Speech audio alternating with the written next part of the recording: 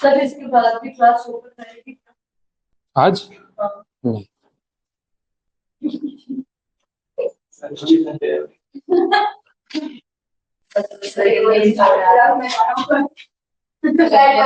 चाबी दे दूंगा, चाबी चाबी दे दूंगा।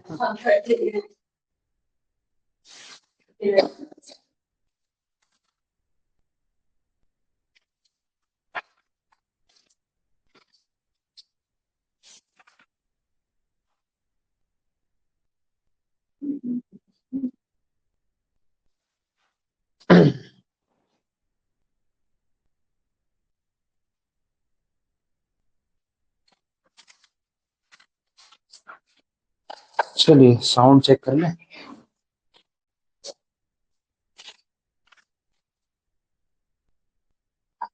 साउंड चेक कर लें, प्रॉपर है।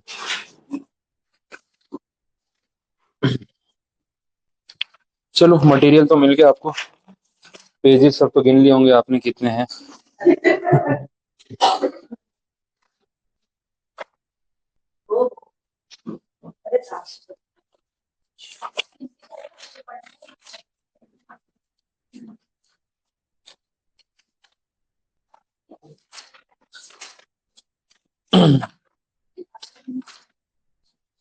ठीक है, ये आपके नोट्स में सारे चैप्टर्स कवर हो गए हैं एक्सेप्ट सैलरी। सैलरी वाला कंटेंट जो है मैं अलग से प्रोवाइड कर दूंगा, बाकी के सारे टॉपिक्स यहाँ पे कवर हो चुके हैं।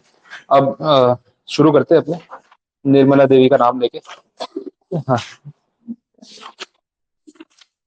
चलिए, लास्ट लेक्चर में जो इंट्रोडक्शन में मैंने आपको पॉइंट्स बताए थे वो सारे आपको यहाँ पे थियरी में मिलेंगे। मोस्टली अपन ने थियरी वाले टॉपिक इस चैप्टर में से कवर कर लिए। मैं रिकॉल करा देता हूँ और जो थियरी पॉइंट्स ऐड करने हैं वो ऐड ऑन करा देता हूँ, तो फिर अपना टॉपिक एक बार पैकअप हो जाएगा।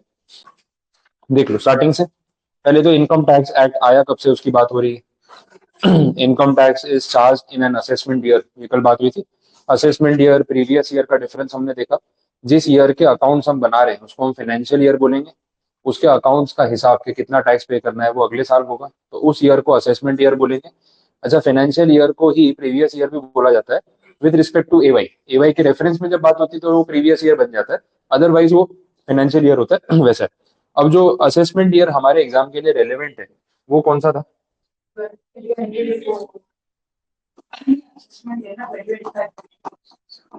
25-26, ये था अपना रेलेवेंट असेसमेंट ईयर। तो इसका जो प्रीवियस ईयर हो गया दैट इज 24-25, इसको फाइनेंशियल ईयर भी बोल सकते हैं जो भी चल रहा है। और पूरे इनकम टैक्स में जो बात होती है वो असेसमेंट ईयर के रेफरेंस में ही होती है, तो मेजोरिटी आपको ये टर्म दिखेगा, इसलिए आपको क्लियर होना चाहिए कि कौन सा ईयर है वो। तो एवाई जो लिखा है वहां पे लिख सकते हो ना आपका नोट्स में, एवाई 25-26, तो ध्यान रहेगा।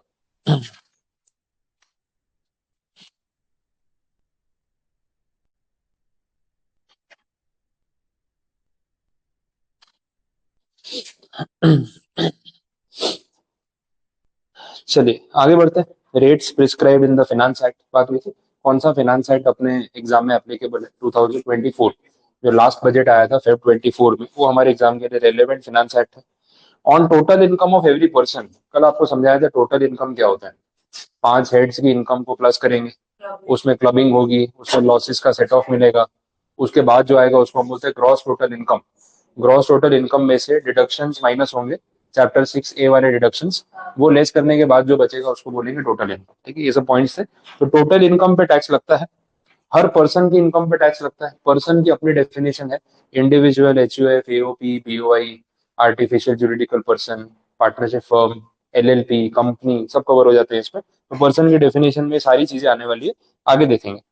For the previous year which is computed in accordance with the act, वो बात हम कर चुके हैं। अच्छा, इनकम टैक्स चार्ज करने के तरीके क्या है? ठीक है, इस पे कल बात नहीं हुई थी, मैं पॉइंट ऐड कर रहा हूँ आज। इनकम टैक्स चार्ज करने के मल्टीपल मेथड्स हैं। एक अपना बेसिक या बोल सकते हैं ट्रेडिशनल मेथड। ट्रेडिशनल मेथड का मतलब जब आप रिटर्न फाइल करते हो उसको रिटर्न ऑफ इनकम। ठीक है, रिटर्न ऑफ इनकम आप फाइल करते हो, तो वो फाइल करने के साथ साथ जो भी आपके टैक्स के ड्यूज है ना वो आप पे कर दो और बात खत्म करो। अब रिटर्न ऑफ इनकम जो है वो फाइल कब होती है? फाइनेंशियल ईयर खत्म होने के बाद, ऑब्वियस है। तो आपका एफवाई खत्म होता है, एवाई स्टार्ट होता है, उसमें आप कंप्यूटेशन करते हो, फिर अपना रिटर्न भरते हो।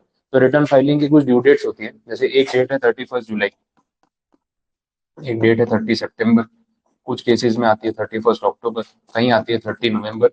असेसी वाइज, पर्सन वाइज अलग अलग डेट्स होती है, तो जो भी आपकी रेलेवेंट ड्यू डेट है उस डेट पे आपको रिटर्न फाइलिंग कर देना होता है, और उसी के साथ साथ जो भी आपका टैक्स का अमाउंट है वो आप पे कर दो, तो बात खत्म हो गई। तो ये तो ट्रेडिशनल तरीका है इनकम टैक्स चार्ज करने का और पे करने का। दो तरीके और हैं, एक को बोलते हैं टीडीएस और दूसरे को बोलते हैं एडवांस टैक्स। ये समझ लेते हैं स्कीम क्या है। देखो, टीडीएस भी एक चैप्टर है, एडवांस टैक्स भी एक चैप्टर है, जो वर्ड लिख दूंगा ना वो चैप्टर बन जाता है। रिटर्न ऑफ इनकम भी एक चैप्टर है। तो ये सारे अपने अलग अलग चैप्टर्स में पढ़ने वाले हैं, सब कुछ डिटेल में जाएगा। तो सबसे पहले बात कर लेते हैं टीडीएस की। ये टीडीएस का मतलब क्या है? It is called tax deducted at source. सबसे खतरनाक चीज है, बिकॉज इसमें टैक्स चोरी करने का जो मौका है वो बनता ही नहीं है। तो आप कोशिश करते रह जाओगे, यार कोई तो मौका मिले टैक्स की चोरी करूं मैं भी, सब करते हैं मैं भी करूं, अच्छा फील हो, मौका ही नहीं मिलेगा। तो tax deducted at source, source of income जहां से पैसा जनरेट होता है ना, सामने वाला आपको पैसा देने से पहले टैक्स काट लेता है। तो जब पूरा पैसा हाथ में आएगा नहीं, छुपाओगे कैसे? बात समझ आ रही? इसका सबसे कॉमन एग्जांपल सैलरी। अब इसमें टीडीएस कैसे वर्क करता है? तो भाई आपका एम्प्लॉयर जो आपको सैलरी पे करेगा ना, तो उसमें से ना टीडीएस के नाम पे एक अमाउंट पहले ही माइनस कर लेगा, और जो आपके हाथ में आएगी ना वो आफ्टर टैक्स नेट सैलरी होगी। अब नेट सैलरी आ गई, टैक्स पहले ही माइनस हो गया, क्या चोरी करोगे? और वो जो टीडीएस के नाम पे जो टैक्स उसने काटा है वो आपके नाम से इनकम टैक्स में जमा करवा देगा, आपका पैन नंबर भी दे देगा। तो इनकम टैक्स वालों को पता है आपने इतनी सैलरी कमाई है, अब क्या छुपाओगे? तो टैक्स तो लगी गया ना अल्टीमेटली। तो ये टीडीएस जो है वो एट सोर्स, सैलरी मिलने से पहले ही पैसा कट जाता है। अब इसमें सरकार का क्या फायदा? एक तो पैसा मिलता है जल्दी, टाइमिंग का बहुत फर्क है ना। नहीं तो नॉर्मली क्या होता है, अगर टीडीएस नहीं होता तो आप पूरा साल अपनी सैलरी कमाते, पूरा साल खत्म होने के बाद रिटर्न फाइल करते, रिटर्न फाइलिंग के टाइम पे वो टैक्स का पैसा भरते। और ये क्या हो रहा है पता है? Through out the financial year, आप ही के फाइनेंशियल ईयर में एवरी मंथ वो पैसा आपकी सैलरी में से कट रहा है और इमीडिएटली गवर्नमेंट के पास पहुंच रहा है। तो जो पैसा अगले साल मिलने वाला था जुलाई में, सितंबर में, वो पैसा अभी मिलेगा, अप्रैल में, मार्च में, मई में, जून में, चलता रहेगा। ठीक है, हर महीने मिलेगा। तो दैट इज टीडीएस। एडवांस में पैसा मिल जाता है, सोर्स से पैसा मिल जाता है, और चोरी होने के चांसेस कम हो जाते हैं। ये फर्स्ट पॉइंट हो गया। दूसरा है एडवांस टैक्स। ये भी सेम कॉन्सेप्ट है, इसको बोलते हैं पे एज यू अर्न मॉडल। ये चैप्टर में अपने पढ़ेंगे, छोटा सा चैप्टर है एडवांस टैक्स। इसमें गवर्नमेंट ने ऐसा बोला, ये 2007-8 में प्रोविजन आया था, और कांग्रेस की गवर्नमेंट थी, पी चिदम्बरम फाइनेंस मिनिस्टर थे, और उन्होंने प्रपोजल रखा था कि एडवांस टैक्स होना चाहिए। तो लॉजिकल आर्ग्यूमेंट है, कुछ गलत भी नहीं है। ही सेड कि भाई हर साल जो बंदा बिजनेस चला रहा है उसको एक आइडिया तो होता है ना, ऑन एवरेज उसकी इनकम कितनी आ रही है, ग्रोथ हो रही होगी, डी ग्रोथ हो रही होगी, स्टेबल हो रहा होगा, एक रेंज तो पता होती है। तो अल्टीमेटली हमारे माइंड में एक नंबर होता है कि मेरी टैक्स लायबिलिटी इतनी आती है अप्रोक्सीमेटली, वो सबको पता होती है जो भर रहा है। तो गवर्नमेंट ने बोला हम पूरा साल वेट क्यों करें, साल खत्म होने के बाद आप पे करते हो, सबकी कमाई जो है रेगुलर इंटरवल पे आती है ना, आपकी सैलरी भी तो हर महीने आती है, लेकिन बोले हमारी कमाई एक साल के बाद आती है। बोला क्यों ना हम भी इंस्टॉलमेंट्स में रेगुलर बेसिस पे टैक्स चार्ज करना शुरू कर दें, पे एज यू अर्न। जैसे जैसे कमाते जाओ वैसे वैसे थोड़ा बहुत टैक्स पे करते जाओ, ताकि साल के एंड में मेजोरिटी अमाउंट रिकवर हो गया हो, और हमें आपसे तब टैक्स मांगना ना पड़े, या पूरा तब कलेक्ट करने की जरूरत ना पड़े, और पूरा साल पैसों के लिए वेट ना करना पड़े। इससे क्या होता है ना, गवर्नमेंट के फाइनेंसिस इंप्रूव हो जाते हैं, क्योंकि एक साल तक सरकार चलाने के लिए पैसा है ही नहीं, सब लोग अगले साल टैक्स देंगे, तो पूरा साल मैं सरकार चलाऊंगा कैसे? तो उसके लिए पैसों की जरूरत पड़ेगी, फिर सरकार आरबीआई से उधार मांगेगी, फिर आरबीआई को इंटरेस्ट पे करेगी, तो डेफिसिट और बढ़ जाएगा। इससे बेटर है मेरी कमाई मुझे टाइम पे मिल जाए, तो मुझे उधार मांग के काम ना चलाना पड़े। तो ये सॉल्यूशन इन्होंने निकाला एडवांस टैक्स में, और अच्छा भी है। पूरे साल में जैसे जैसे मैं कमाता जाऊंगा, क्वार्टरली बेसिस पे एक इंस्टॉलमेंट भरता जाऊंगा टैक्स का, मुझे कन्वीनियंट लगता है, बिकॉज मैं ईएमआई वाली फैसिलिटी में बहुत मानता हूँ। पूरे पैसे एक साथ देने से अच्छा है थोड़े थोड़े करके पे करते रहो। अब क्या है ना, 1 लाख रुपए प्रॉफिट दिखाया पार्टनरशिप फॉर्म में, सपोज 30,000 रुपए टैक्स है, उस पर कुछ सेस और ये सब लगा के 30, 35, 40 हजार रुपए टैक्स आ गया। अब एक साथ 40,000 रुपए देना भारी लगता है। इससे बेटर है हर क्वार्टर में 10-10 हजार ले लो ना, एवरेज 10 ले लो, 15 ले लो, 12 ले लो, लेकिन साल में 20 में थोड़ा थोड़ा ले लो। आई हुई इनकम में से आता हुआ पैसा दे दिया, चलता है। लेकिन फिर क्या, साल के एंड में एक साथ अपनी सेविंग में से 40,000 निकाल के देना दिल पे लगता है। तो इससे बेटर है पे एज यू अर्न। सही है, मैं कमाता जाऊंगा, एक खर्चे के तौर पे देता जाऊंगा, साल के एंड में जब रिटर्न भरूंगा तो जो डिफरेंस का अमाउंट प्लस माइनस होगा वो कर लेंगे, लेकिन मेजोरिटी मैंने ऑलरेडी पे कर दिया होगा। So that is advance tax pay as you earn model. Government का भी फायदा, अपने को भी इंस्टॉलमेंट की फैसिलिटी मिल जाती है, और साथ साथ में पेमेंट होता रहता है वैसा। तो एक ट्रेडिशनल अमाउंट हो गया, एक टीडीएस का ऑप्शन हो गया, एक एडवांस टैक्स का ऑप्शन हो गया। 3 पॉइंट्स यहाँ पे इन्होंने बोले हुए हैं। चलो आगे बढ़ते हैं। नेक्स्ट, मल्टीपल्स की बात हो रही थी, राउंडिंग ऑफ होता है। तो कल देखा था 288 कैपिटल ए, 288 कैपिटल बी, 10 रुपए के मल्टीपल्स में राउंड ऑफ होता है, तो वो पॉइंट भी है यहाँ पे। Central government income tax collect कर रही हो, बात हमने की, लेकिन उनको ये पावर मिला कहाँ से? किसने बोला? कहाँ लिखा है कि central government income tax charge कर सकती है और हमें देना पड़ेगा? ऐसा भी तो हो सकता है कि हम मना कर दे, भाई कहाँ लिखा है टैक्स देना पड़ेगा, नहीं देंगे जाओ। अरे भाई लिखा हुआ है, कॉन्स्टिट्यूशनल पावर है गवर्नमेंट के पास, तो उसका पूरा एड्रेस दे रखा है आपको। कॉन्स्टिट्यूशन ऑफ इंडिया में शेड्यूल नंबर 7 में जाओ, वहां पे यूनियन लिस्ट है। यूनियन लिस्ट में है एंट्री नंबर 82, उसमें लिखा हुआ है कि इनकम के ऊपर टैक्स चार्ज किया जा सकता है, और ये राइट यूनियन मतलब सेंट्रल गवर्नमेंट के पास रहेगा। वैसी बात है। फिर बजट वाली स्टोरी आ गई, वो मैं आपको बता चुका हूँ। रूल्स की बात कर ली। नोटिफिकेशंस आते रहते हैं, सीबीडीटी इशू करती रहती है नोटिफिकेशंस और गाइडलाइंस एंड एवरीथिंग। जैसे जीएसटी में अपन नोटिफिकेशन देख रहे थे, सेम इफेक्ट यहाँ पे भी है। सर्कुलर्स भी आते हैं। Circulars are always for doubt solving and clarification, कि भाई सेक्शन में क्या लिखा है, इसको लेके मार्केट में चल रहा है कंफ्यूजन, एक डॉक्यूमेंट इशू करके इसको क्लियर कर दो, दैट इज सर्कुलर। नेक्स्ट है उसके बाद जुडिशियल डिसीजन, ये कोर्ट के जजमेंट्स, वो तो अपने जेएजीएल में सब में बात करते हैं, कंपनी लॉ में बात करते हैं कि केसेस में जो जजमेंट आते हैं उसको जुडिशियल डिसीजन बोला जाता है। Basic theory. फाइनेंस बिल वाली स्टोरी मैंने बता दी थी, सेम पॉइंट है। टैक्स के कुछ कैरेक्टरिस्टिक्स देखें, कुछ इंटरेस्टिंग पॉइंट्स मिल सकते हैं। Tax is compulsory, obvious. Optional होता तो कोई नहीं भरता, ठीक है। कंपलसरी है तो इतना मुश्किल है पैसे निकलवाना लोगों से, तो अगर ऑप्शनल है तो फिर क्या ही होता। अब इनकम टैक्स वाली चीज ऐसी ना, देखो it is a matter of choice, आपको भरना है कि नहीं भरना है। अब क्या होता है ना, सजेस्ट क्या करूं, आपको उसे भरना चाहिए कि नहीं भरना चाहिए, तो बहुत डायलेमा वाली सिचुएशन है, ठीक है। अब एज अ, बोलते हैं ना, इंडियन या कंट्री के हिसाब से लगता है कि नहीं नहीं, देश आगे कब बढ़ेगा, हम पैसे देंगे तो ही आगे बढ़ेगा। फिर लगता है कि नहीं, एक तरफ मैं चार्टर्ड अकाउंटेंट भी हूँ, तो टैक्स बचाना मेरा वो प्रोफेशनल भी काम है, तो फिर उस हिसाब से लगता है कि यार नहीं भरना चाहिए। और जितनी महंगाई है, जितना जीएसटी लग रहा है, फिर लगता है सारा टैक्स दे दूंगा तो मेरे पास क्या बचेगा। तो देश की भलाई करते करते मुझे खुद किसी की भलाई की जरूरत पड़ जाए, तो वो काम थोड़ा गड़बड़ वाला है। तो बहुत डायलेमिक सिचुएशन है कि इनकम टैक्स पे करना चाहिए कि नहीं करना चाहिए। अब देखो जीएसटी में तो ऐसा है कि कोई चॉइस नहीं है, देना ही देना है। इनकम टैक्स में कहीं कुछ ऑप्शन निकल आता है, गूगल पे के बदले अगर कैश हो तो ऑप्शन निकल आता है, तो फिर लगता है कि यार देखो वहां तो भरना है, थोड़ा यहाँ तो बचा ले, क्योंकि अगर आप सब कुछ टैक्स के नाम पे पे करने जाओगे ना, तो आपको लगेगा 50% से ज्यादा पैसा तो सरकार ले जाती है। आप पूरे साल का जितना कमा रहे हो और जितना पूरे साल का टैक्स भर रहे हो, उसका रेशियो निकालोगे तो आपको लगेगा खुद के लिए कमा रहे हो कि सरकार के लिए कमा रहे हो। इसलिए हमको एम्प्लॉय ही रख लो, ठीक है, जो पैसा आता है तुम ही ले जाते हो, बचता क्या है। तो वहां पे ना वो प्रॉब्लम जो है, 140 करोड़ के सामने 4 करोड़ लोग जो टैक्स भर रहे हैं ना, वो 4 करोड़ को बड़ा चुभता है कि यार क्या इनकम टैक्स देना है। तो ये आपका कॉल है, भरना है नहीं भरना है आपकी मर्जी है, सही गलत कुछ नहीं है, आपको जैसे सही लगे करो। अपना अपना बजट है, उस हिसाब से चलता है। और टैक्स पे करने का जो कैलकुलेशन है, वो बजट ओरिएंटेड है इंडिया में। लोग बजट बनाते हैं यार, बोले सीए पूछ लेते हैं कितना टैक्स भरना है, मैंने देखा यार मेरा मन कर रहा है 15-20 हजार रुपए से ज्यादा तो नहीं देना है पूरे साल का, अब उस हिसाब से तू देख ले। आइडियल कैलकुलेशन और एक्चुअल कैलकुलेशन पूरा जमीन आसमान का फर्क है, रिवर्स चलता है।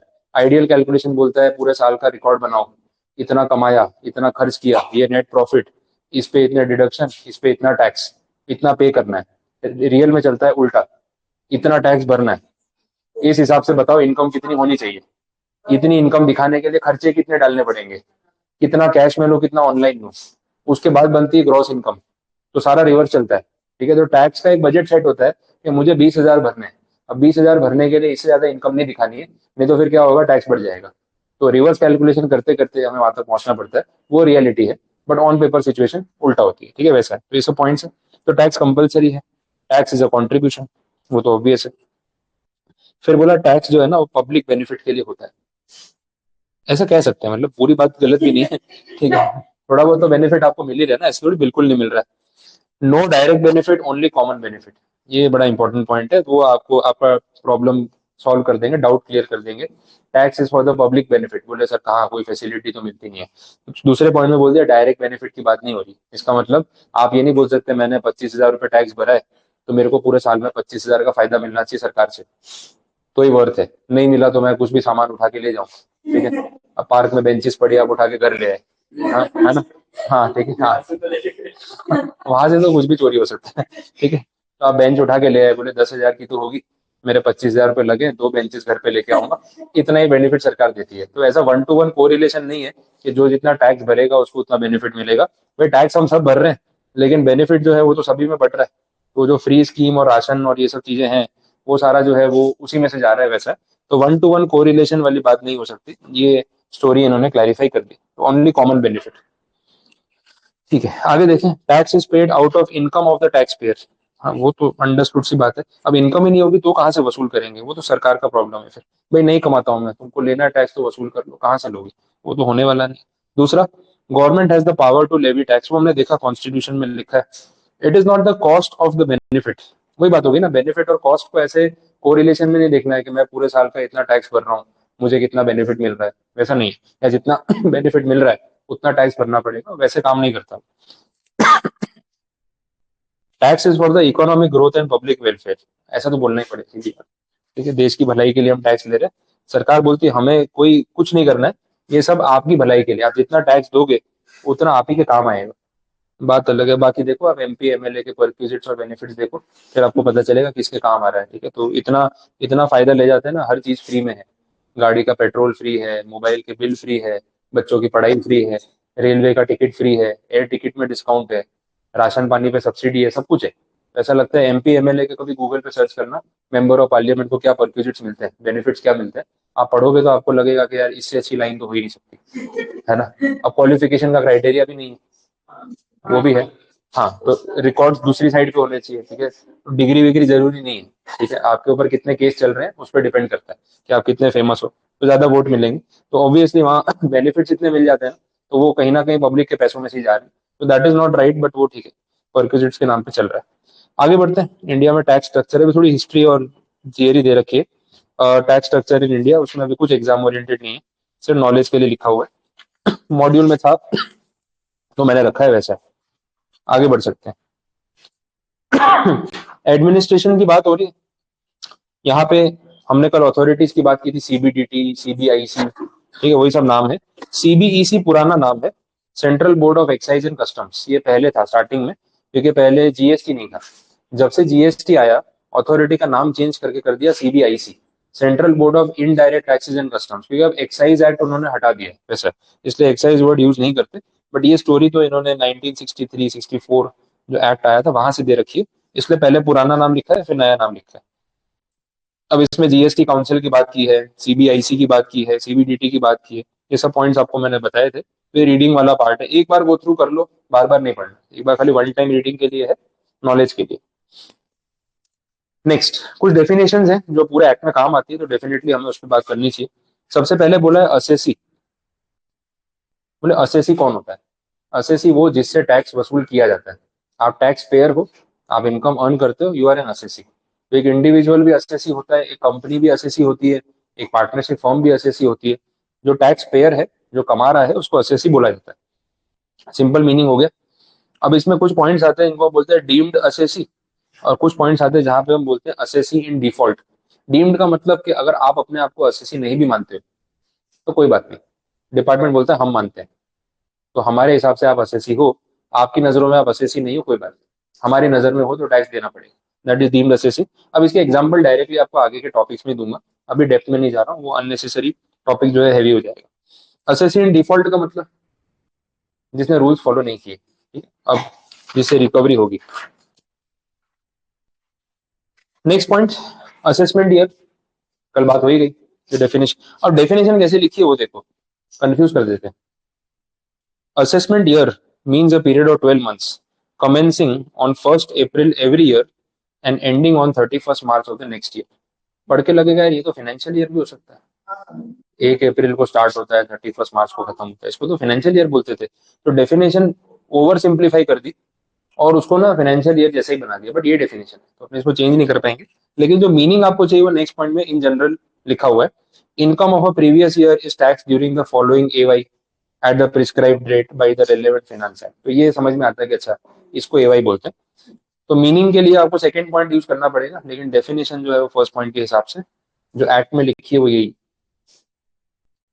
तो हर बजट में हर साल, हाँ हाँ, एवरी बजट, एवरी बजट, हाँ। तो जो जो बजट आया जिस साल का उसको बोलते हैं फिनांस बिल, फिर वो एक्ट बन जाता है, finance act, every year change होता है। फिर इनकम की डेफिनेशन, ये तो हम कल बात कर भी रहे थे।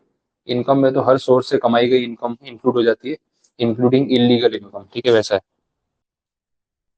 नेक्स्ट, पर्सन की डेफिनेशन। अब पर्सन की डेफिनेशन में भी काफी सारे टर्म्स कवर हो गए जो मैंने आपको ऑलरेडी बता दिए। इंडिविजुअल, एचयूएफ, कंपनी, फर्म, जहां फर्म लिखा होता है वह एलएलपी आ जाती है। Association of person, body of individuals, ये दो चीजें कवर हो रही है। इसका डिफरेंस मैं बताता हूँ। लोकल अथॉरिटीज, म्यूनिसिपल कॉर्पोरेशन और वो सारी चीजें, लोकल बॉडीज, वो भी आ जाएंगी। और जो इनमें से कहीं नहीं आएंगे वो लास्ट में आएंगे, एवरी आर्टिफिशियल और ज्यूरिडिकल पर्सन। अब एओपी बीओआई में क्या फर्क है? Association of persons, body of individuals, इसमें दो वर्ड्स का फर्क है, person versus individual. Body of individuals मतलब जब इंडिविजुअल लोग एक साथ ग्रुप में काम कर रहे हो, और अगर वो पार्टनरशिप फर्म की तरह रजिस्टर ना करे, तो टेक्निकली तो पार्टनरशिप हुई ना, साथ में काम कर रहे हैं, तो उनको बोलेंगे बॉडी ऑफ इंडिविजुअल्स, कलेक्टिवली काम करना। तो उनको टैक्सेबल वैसे ही किया जाएगा एज इफ के वो पार्टनरशिप में है, उसके टैक्सेशन के रूल्स हैं।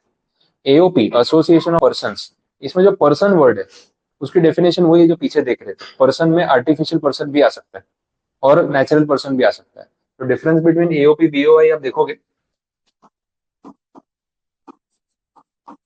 तो ये इंडिविजुअल ही है, लिमिटेशन आ गई ना, ओनली इंडिविजुअल। लेकिन ये जो पर्सन है ना, इसमें individual, HUF, partnership firm, company, LLP सब आ गए। तो अगर किसी ग्रुप में एक आर्टिफिशियल एंटिटी भी इन्वॉल्व है और बाकी इंडिविजुअल्स भी है, कॉम्बिनेशन है, उसको हम क्या बोलेंगे? एओपी। लेकिन बाकी इंडिविजुअल ही हो सिर्फ, तो उसको बोलेंगे बीओआई, बॉडी ऑफ इंडिविजुअल्स। उनकी टैक्सेबिलिटी वैसे होगी, ये बोला हुआ है। ठीक है, आगे बढ़ते हैं। Next, substantial interest of a person in a company. ये भी आगे एक चैप्टर में आने वाला पॉइंट है, लेकिन मैं अभी सिर्फ बेसिक मीनिंग समझा रहा हूँ। सब्सटेंशियल इंटरेस्ट का मतलब एक पर्टिकुलर एंटिटी में आपका बहुत ज्यादा कंट्रोल या प्रॉफिट शेयरिंग या इन्वेस्टमेंट हो सकता है। दैट रेशियो इज 20%, जो सेक्शन में डिसाइड हुआ। किसी भी एंटिटी में, किसी भी कंपनी में आपका और आपके रिलेटिव्स का शेयर मिला के कंबाइन अगर 20% या उससे ज्यादा है, तो ऐसा बोला जाएगा कि you have a substantial interest in the company. Substantial मतलब मेजर, काफी सारा, ठीक है, जिससे फर्क पड़ता है वैसा। आपका और आपके रिलेटिव्स का मिला के। अब बात आती है रिलेटिव्स की डेफिनेशन की। तो रिलेटिव्स वर्ड जो है ना, बहुत वाइडर इसका इम्पैक्ट हो सकता है। रिलेटिव्स की डेफिनेशन तो कहाँ तक जा सकती है? कितने रिलेटिव होंगे आपके धरती पे? गिन भी नहीं पाओगे। अगर लिस्ट बनाने बैठोगे तो व्हाट्सएप का आपका ग्रुप पूरा फुल हो जाएगा, 256 के आगे जाता नहीं है। तो और बनाना पड़ेगा, तो वो भी है। तो बहुत सारे रिलेटिव हो सकते हैं। ये तो अपना पूरा फैमिली ट्री तो समझ में नहीं आता कौन कहाँ किससे कनेक्टेड है। तो यहाँ पे रिलेटिव्स का मतलब फर्स्ट फैमिली माना जाता है। तो इसमें आपके साथ आपके स्पाउस, सिबलिंग्स, पेरेंट्स, चिल्ड्रन, बस वो जो फर्स्ट फैमिली वही काउंट होती है।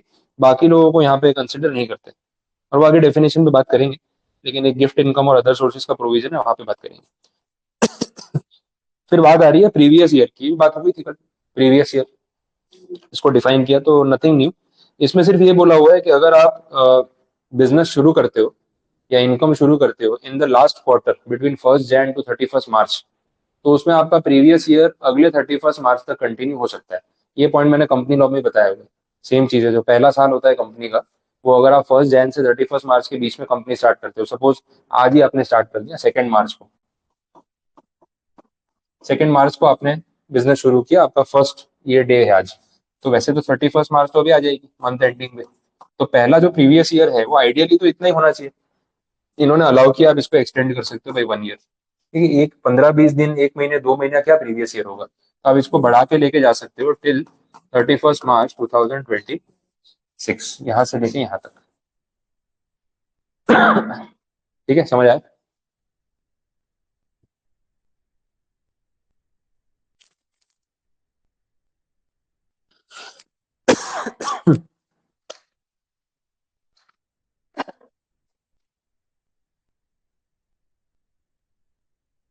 ऑप्शन होगा ना, इस बार भी कर सकते हैं, अगली बार भी आ सकते हैं, टाइम में भी कर सकते हैं और आगे भी आ सकते हैं।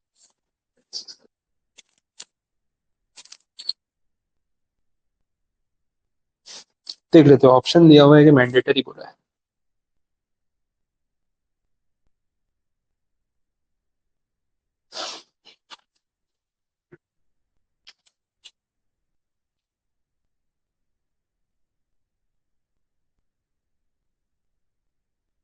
नहीं, यहाँ पे मैं तो नहीं बोला, उन्होंने डायरेक्टली बोल दिया कि न्यूली सेटअप बिजनेस अगर स्टार्ट हुआ है तो फर्स्ट प्रीवियस ईयर जो है वो डायरेक्टली नेक्स्ट या फॉलोइंग 31 मार्च पे ही एंड होगा। It is not an option, it is mandatory. ये वाले केस में जो है ना सीधा वो 31 मार्च 2026 तक ही जाएगा। At the option of the assessee बोला होता तो आपके पास चॉइस थी, बट वो बोला कि सीधा नेक्स्ट पे जाएगा। जनवरी से पहले किया है तो प्रॉब्लम नहीं है। 1 जैन से पहले अगर है आपका बिजनेस, अगर आपने मान लो 30 नवंबर को स्टार्ट कर दिया था, तो फिर वो यहीं पे एंड हो जाएगा। लेकिन अगर ये डेट आती है तो फिर यहाँ तक जाएगा वैसा। ठीक है, चलो नेक्स्ट देखें। प्रीवियस ईयर का जो रूल है ना कि प्रीवियस ईयर में आप इनकम कमाओ अगले साल टैक्स भरो, इसके कुछ एक्सेप्शन है। एक्सेप्शन आपको नेक्स्ट पेज पे मिलेंगे, पेज नंबर 8 पे। ये भी सेक्शंस का रेफरेंस है सारा। कुछ पर्टिकुलर केसेस में ये लोग आपको ना प्रीवियस ईयर के रूल का फायदा नहीं देते। फायदा क्या होता है? फायदा ये कि इस साल कमा लो, अगले साल टैक्स भरना। तो एक्सेप्शन का मतलब ये है कि इस साल कमा रहे हो ना, इसी साल टैक्स भर के जाओ, अगले साल पता नहीं मिलोगे या नहीं मिलोगे। ये ऐसी बात हो गई, ठीक है।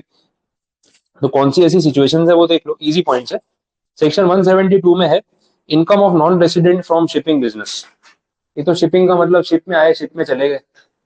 नॉन रेसिडेंट, इंडिया में कोई ठिकाना नहीं, तो इंडिया से कमा के जा रहा है, अगले साल वापस आएगा नहीं आएगा क्या पता। तो भाई तू अभी टैक्स दे के जा, फिर नहीं आना है मत आना। समझ आ गए? तो इससे अभी वसूल कर लेंगे, इसको प्रीवियस ईयर का कोई बेनिफिट नहीं देंगे। दूसरा, income of person living India either permanently और for long duration.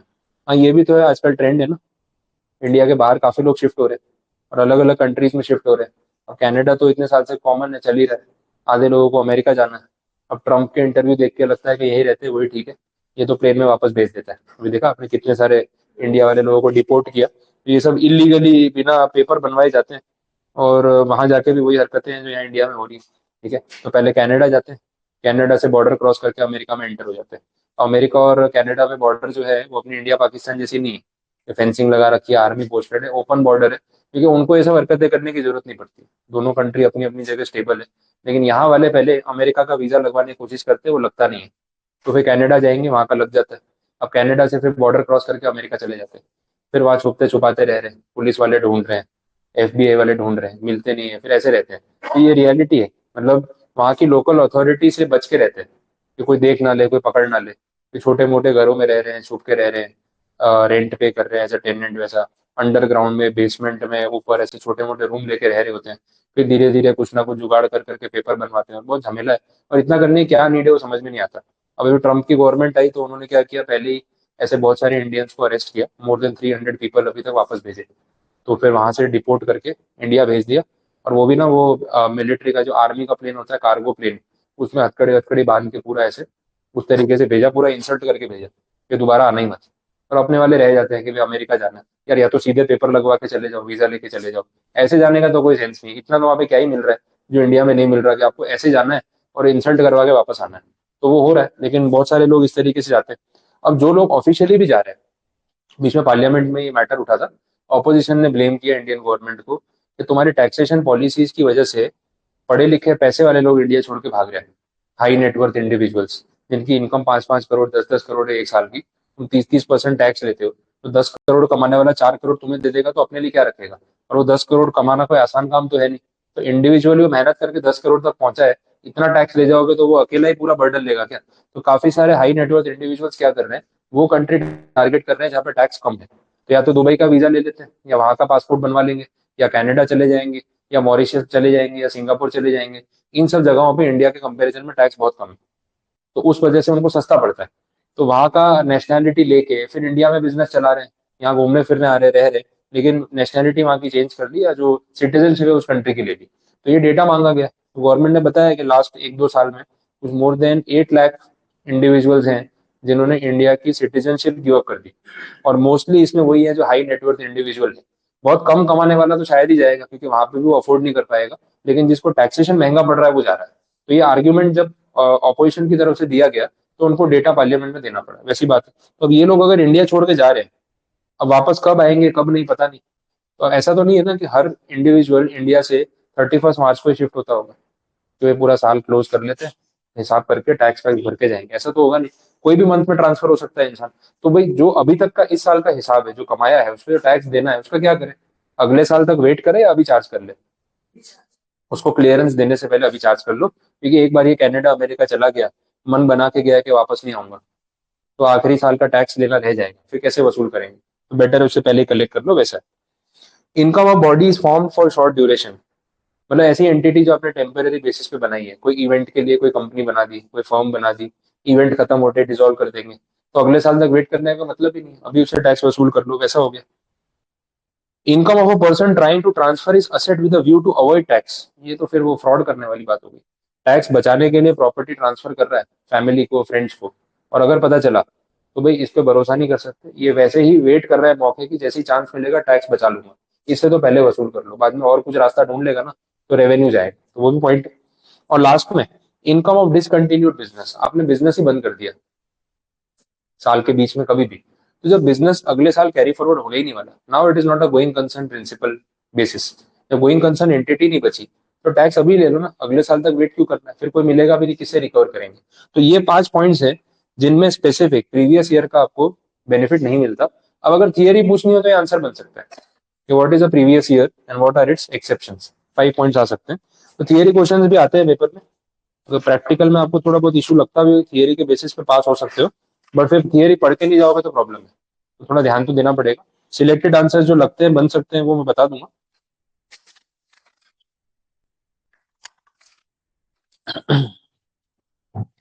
Next, India की डेफिनेशन दे रखी है, ये अपन ने जीएसटी के टाइम पे देखी थी, आपको ध्यान होगा। इंडिया के आजू बाजू 3 साइड्स वाटर बाउंड्री, जिसको अपने बोलते हैं टेरिटोरियल वाटर ऑफ इंडिया, ठीक है। फिर उसके बाद था continental shelf, exclusive economic zone, up to 200 nautical miles, similar definition है, तो वो रिपीट हो रही है। तो आगे बढ़ सकते हैं अपन। नेक्स्ट जो डेफिनेशन है maximum marginal rate, average rate of tax, उस पर अभी बाद में आऊंगा जब थोड़ा प्रैक्टिकल समझाऊंगा, अभी नहीं रिलेट होगा, चैप्टर के एंड में देखेंगे, एक बार याद कराना। सेक्शन नंबर 4 जो है उसको बोलते हैं charging section of income tax. Charging section मतलब जिससे ये समझ में आता है कि किस चीज पे कब कितना टैक्स लगेगा और कब टैक्स नहीं लगेगा, उसको बोलते हैं चार्जिंग सेक्शन। तो ये हर एक हेड ऑफ इनकम में भी आगे आएगा। चार्जिंग सेक्शन की लैंग्वेज में वही बात बोली मैंने, आगे पॉइंट कवर कर लिया था। Income tax is charge in an assessment year, अपना assessment year 25-26, at rates prescribed by the Finance Act 2024 on total income, total income पे बात हुई, of a person for the previous year computed in accordance with the provisions of this act। ये same point मैंने आपको introduction में first page पे बताई, वहां पॉइंट वाइज बाइफरकेट करके लिखा है और यहाँ पे सेक्शन के फॉर्म में लिखा है। प्रोविजो भी देख लिया हमने। फिर इनकम टैक्स सोर्स पे डिडक्ट हो सकता है, एडवांस में चार्ज हो सकता है, वो बात भी होगी, टीडीएस और एडवांस टैक्स वाले पॉइंट देख रहे हैं, सेम है, तो ये सब चीजें रिलेट होगी। आगे देखते हैं, कुछ थियरी है और फिर आएगा अपना कैलकुलेशन। कंसेप्ट ऑफ इनकम करके एक आंसर है, थियरी में पूछना हो ना ऐसा आंसर जो आप एक्सपेक्ट भी नहीं करोगे, फालतू आंसर, वो आ जाएगा। हाँ ये ऐसा है, और पेपर में बहुत जगह फालतू आंसर आ जाते हैं, मतलब पढ़ते टाइम आपको लगता है ये क्या है, इसमें कुछ ऐसा टेक्निकल नहीं लग रहा है इतना कि भाई कुछ बहुत ज्यादा फोकस करना पड़े, ठीक है ऐसे ही ये जाने दो, आप ध्यान नहीं देते, फिर ऐसा आंसर थियरी में डाल दिया 4 मार्क्स में, अब वो 4 पॉइंट स्ट्राइक ही नहीं हो रहे, 4 मार्क्स को जस्टिफाई कैसे करें, क्योंकि एक बार पढ़ना भी जरूरी नहीं समझा अपन, तो ये वैसे आंसर है, तो एटलीस्ट हेड पॉइंट देख लेने चाहिए, पूरा इग्नोर नहीं मारना है इसको। कॉन्सेप्ट ऑफ इनकम में बता रहे हैं कि इनकम रेगुलर हो सकती है, वन टाइम हो सकती है, जरूरी नहीं है कि आपकी रेगुलर इनकम हो, कुछ वन टाइम इनकम हो गई तो भी टैक्सेबल हो सकती है। जैसे कैपिटल गेन हुआ, आपने जमीन बेची और प्रॉफिट हो गया, तो जमीन हर हर रोज थोड़ी बेचते हैं, अपना काम थोड़ी है वो, ये तो जमीन पड़ी थी अपन ने बेच दी, वैसा है, तो उसमें जो प्रॉफिट हुआ वो भी इनकम में आ सकता है। इनकम कैश में हो सकती है, काइंड में हो सकती है, ये सब बेसिक बातें। रिसीट बेसिस पे हम अकाउंटिंग कर सकते हैं, अक्रूवल बेसिस पे कर सकते हैं, आपने अकाउंटिंग में पढ़ा होगा, cash basis and accrual basis, वो पॉइंट है। लीगल इलीगल पे कल ही बात कर ली थी बेटिंग गैम्बलिंग वाला, इसलिए बताया था। टेम्पररी और परमानेंट क्या फर्क पड़ता है। टेम्पररी इनकम है, कहीं पे भी टेम्पररी जॉब कर रहा हूँ 2 महीने के लिए सैलरी आने वाली है, और एक है कि भाई या परमानेंट है पूरा साल काम करूंगा, 2 साल 5 साल तक काम करता रहूंगा, तो टेम्पररी इनकम भी तो टैक्सेबल होनी चाहिए, ऐसा तो कोई फर्क पड़ता नहीं। लमसम इनकम हो या इंस्टॉलमेंट में, उससे भी क्या फर्क पड़ता है, इनकम तो है। गिफ्ट मिली हो तो आपने पैसे कमाए नहीं है, किसी ने दे दिए, अब ऐसा तो कौन मिल गया आपको जो गिफ्ट में पैसे बांट रहा है, पहले तो वो ढूंढो। और अगर मिल भी गया तो गिफ्ट को भी एक पॉइंट के आगे इनकम माना जाता है, तो gift can be taxable as income, ये प्रोविजन हम देखेंगे। दिस इज सेक्शन 56 सबसेक्शन 2, आप साइड पे लिख लो, बार बार आता है ना सेक्शन लिख लेने का तो याद हो जाता है। 56 सबसेक्शन 2, ब्रैकेट में 2 लिख लेना उसके। अब जब ये 56 पढ़ाऊंगा तो आपको याद आएगा कि हाँ गिफ्ट इनकम को सुना हुआ है, वैसा पॉइंट है, तो रिकॉर्ड हो जाता है। किसमें? नहीं नहीं, डिविडेंड टेम्पररी थोड़ी है, वो तो बार बार हर साल मिलेगा। टेम्पररी मीन शॉर्ट टर्म के लिए, जैसे मैं बोला आपने जॉब कर ली, हाँ आपने 2-3 महीने कहीं पार्ट टाइम जॉब कर ली, टेम्पररी, फ्री बैठे थे वेकेशन में, अब वो जॉब तो खत्म हो जाएगी 2-3 महीने का, temporary income not permanent. Revenue और कैपिटल रिसीट कहीं पढ़ा है आपने थियरी में? रेवेन्यू और कैपिटल रिसीट, रेवेन्यू रिसीट्स मतलब जो रिकरिंग है, बार बार आपकी सैलरी इनकम आपकी रेवेन्यू रिसीट है, ठीक है। कैपिटल इनकम, कैपिटल रिसीट क्या होगी? वन टाइम आपके पास बहुत सारे ज्वेलरी पड़ी थी, आपने सोचा ज्वेलरी का क्या करना है, बेच देते हैं। अब ज्वेलरी बार बार थोड़ी बेचोगे, जितनी थी उतनी बेच दी, तो वो फिर कैपिटल रिसीट हो गई, वन टाइम हो गई, नॉन रिकरिंग हो गई वैसा। तो इनमें भी टैक्सेबिलिटी तो आ ही सकती है। तो ये थियरी वाला पार्ट इस चैप्टर का खत्म है। अब मेन इंटरेस्टिंग टॉपिक स्टार्ट होगा, कैलकुलेशन वाला। ये तो कब से देख रहे हैं, इस पर टैक्स लगता है, उस पर टैक्स लगता है, कितना टैक्स लगता है वो नहीं पता है, वो अभी आपको आइडिया लग जाएगा वैसे। सेक्शन 14 मैंने कल बता दिया था, ग्रॉस टोटल इनकम मैंने कल लिखा भी था। सेक्शन 14 टोटल इनकम पे बात हो गई थी, डिडक्शंस माइनस करने के बाद राउंडिंग ऑफ पे बात हो गई थी, 288 कैपिटल ए कैपिटल बी, तो ये सब बता दिया था। अब नया टॉपिक इसके बाद है, that is related to the tax rates.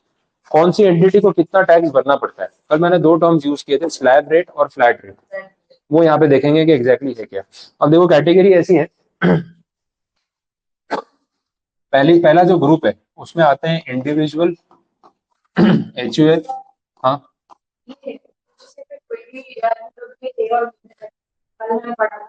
तो ये जो 288 है, तो आपने बोला था कि टोटल इनकम जो आएगी उस पे लगेगा, बराबर। एंड फिर ये उसके नीचे 288 ये आपने बोला टोटल लाइबिलिटी पे लगेगा, तो वो जो इनकम आएगी उसने राउंड ऑफ कर दिया, तो फिर वही आ गया ना लाइबिलिटी, फिर वो कैसे? उस पर टैक्स गिनना है ना। उसमें ऐसा हो गया कि आपकी जो, एग्जाम्पल ले लेते हैं, टोटल इनकम है, आपकी टोटल इनकम है 15 लाख, आगे 60,831 रुपीज, ये आपकी टोटल इनकम है। तो पहले इसको राउंड ऑफ करना जरूरी है, जो बोलता है 288 कैपिटल ए, तो ये राउंड ऑफ करोगे तो ये हो जाएगा 15,60,830 रुपीज, ये हो गया। ये राउंडिंग ऑफ कंप्लीट। अब इस पर टैक्स भी तो गिनोगे।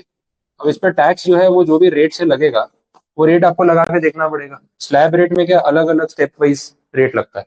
इस पे आपने टैक्स गिना तो आपकी टैक्स की लायबिलिटी आ रही है 2,15,628 रुपीज, ये टैक्स लायबिलिटी, ये टोटल इनकम, टैक्सेबल इनकम।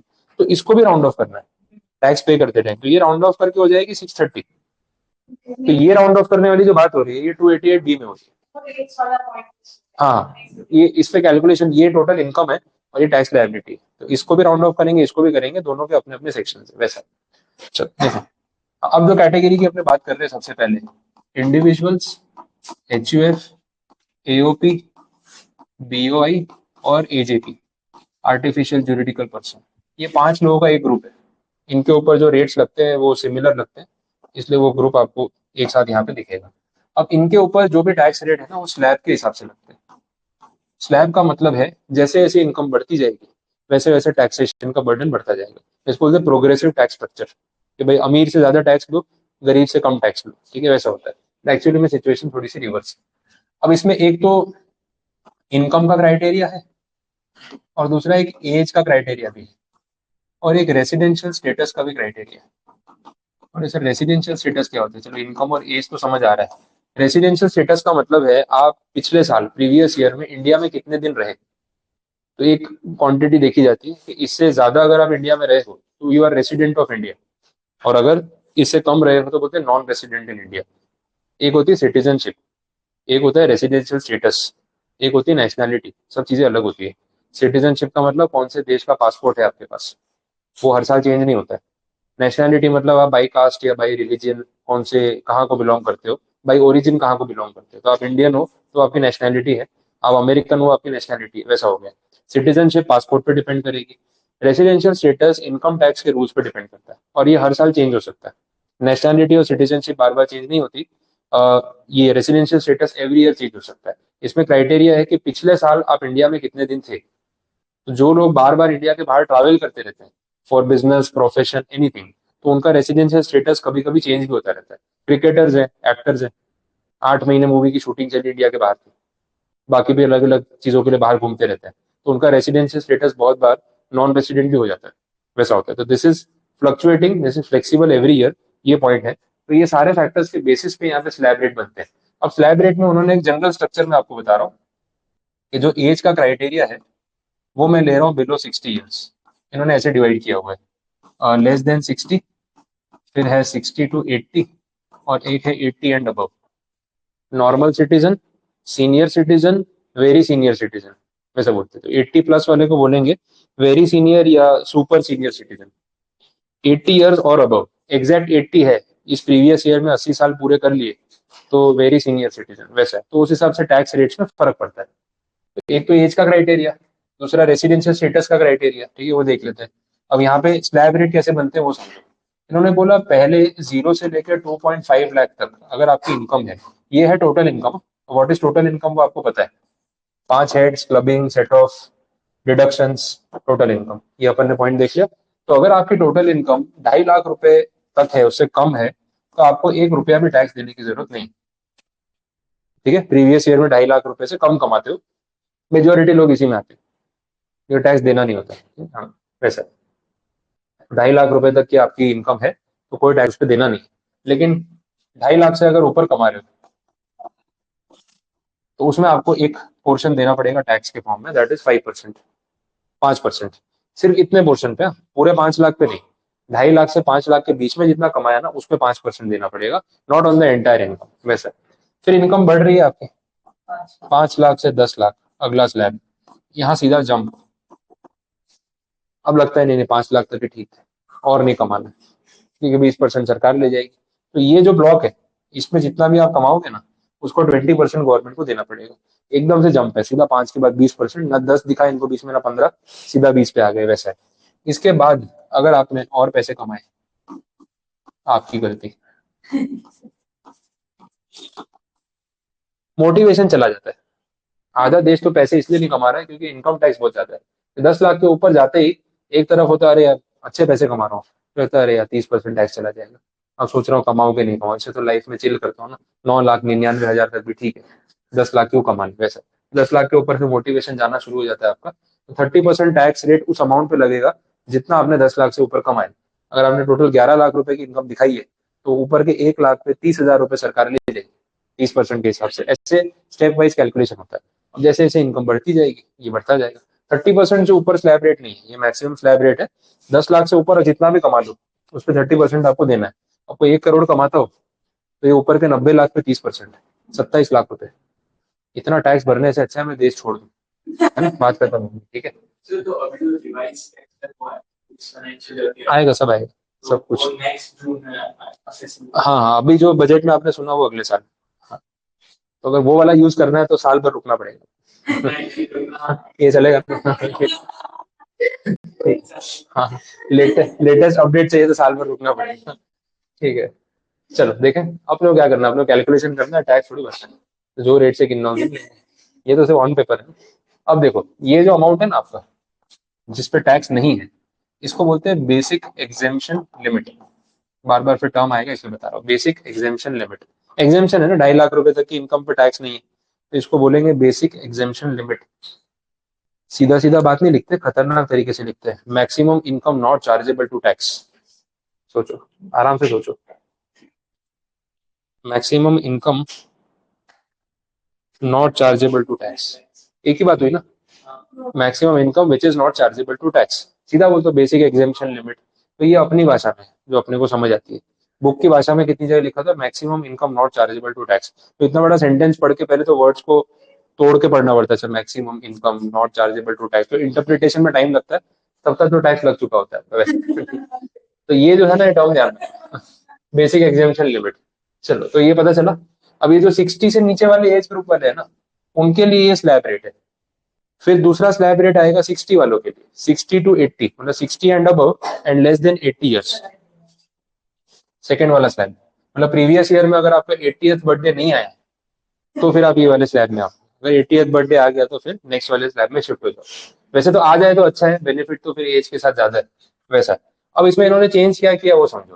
देखो 60 ईयर्स प्लस वाला असेसी है, तो उसको थोड़ा बहुत तो टैक्स रिलीफ देना चाहिए ना। लाइफ टाइम तो लूटा उसको, कम से कम बुढ़ापे में थोड़ा छोड़ दो उसको, ठीक है, कितना टैक्स कमाओगे। इसमें पता है क्या किया इन्होंने, ये बढ़ा दिया, बेसिक एग्जेम्पशन लिमिट चेंज कर दिया। हाँ देखो, वो जेम्स दी होगी उसके ऐड में था, नो उमर फॉर लालच। हाँ, बोला लो जेम्स खाओ। तो 0 से 3 lakh rupees basic exemption limit. बोला अगर इससे ऊपर कमाओगे 3 से 5 लाख, तो जो सबके लिए वही आपके लिए 5%। इससे ऊपर कमाओगे 5 से 10 लाख, तो बोले 20%। बोले मैं रिटायर ही हो जाता हूँ, छोड़ो। 10 लाख से ऊपर जाएंगे तो 30%। मतलब 50,000 रुपए का बेसिक एग्जेम्पशन आपका बढ़ा दिया। हाँ। ठीक है, बस में जितनी जेम्स खानी है खा लेना। ठीक है, पता चला ये तो 60 to 80 वालों के लिए ये स्लैब रेट है। फिर आ गए 80 से अबव। और देखो आज की लाइफस्टाइल के हिसाब से वहां तक पहुंचना थोड़ा मुश्किल लग रहा है ना। 80 एंड अबव लग रहा है अपने में से कोई 80 साल तक सरवाइव करेगा, पॉसिबल ही नहीं। अभी हाँ, 20 की एज में वो कमर दर्द 60 वाला हो चुका है। साथ में 30-40 तक पहुंचते 80 वाली फीलिंग आई जाएगी, और 50 के बाद का पता नहीं। ठीक है, जो है बोनस है। ये बहुत दूर है, मतलब मेरे हिसाब से अपने अपनी लाइफस्टाइल के हिसाब से ना दूसरे जन्म के भी 30-35 साल निकल जाएंगे, 80 प्लस जाते हैं। थोड़ा मुश्किल लग रहा है, बट देखो थोड़ा ऑप्टिमिस्टिक है इंडियन गवर्नमेंट कि हम हेल्थ केयर पे, इंफ्रास्ट्रक्चर पे, फूड न्यूट्रिशन पे काम कर रहे हैं, तो हो सकता है कि आप इतना सर्वाइव कर लो। ठीक है, कर लिया तो फिर देख लेना और क्या करना है इतना सर्वाइव करके। ऐसे कोई बोलता है ना यार 100 साल जिएगा किसी बात से, मैं बोला ये ऐसी, ये तो गाली देने के बराबर है। क्या मतलब है, देखो कोई मतलब नहीं है। हाँ, 100 साल जीने का क्या फायदा, इसे तो 60-70 पे रिस्टार्ट करो, वापस यंगस्टर वाली लाइफ मिलेगी। हाँ, पढ़ाई करनी पड़ेगी फिर से, वो थोड़ा ड्रॉबैक है, लेकिन अल्टीमेटली ये है कि अब यार 90 साल का इंसान सर्वाइव कर रहा है, वो बेचारा सर्वाइव ही कर रहा है, क्योंकि एक तो अकेला बैठा है, कोई पूछता नहीं उसको, ऊपर से बीमारियां रोज पूछने आ जाती है।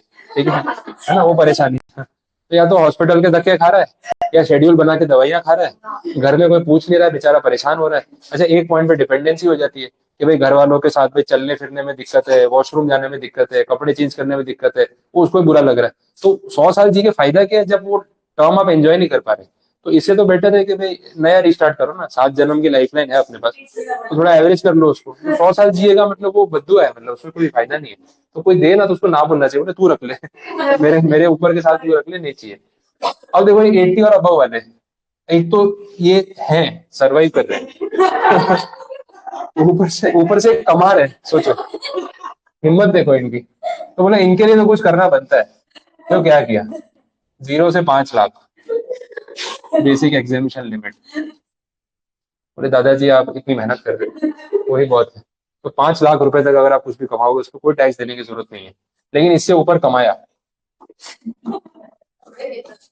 तो क्या, तो टैक्स भरना पड़ेगा। अब देखो आइडियली अपनी सोच कहाँ जाती है, आप क्या सोचोगे यार इसके बाद तो 5% वाला स्लैब आना चाहिए ना, 0, 5%, 20%, बट ऐसा नहीं।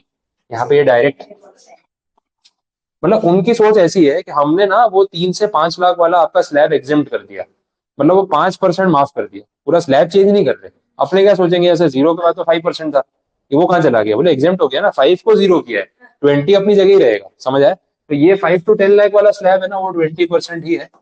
10 प्लस जो है ना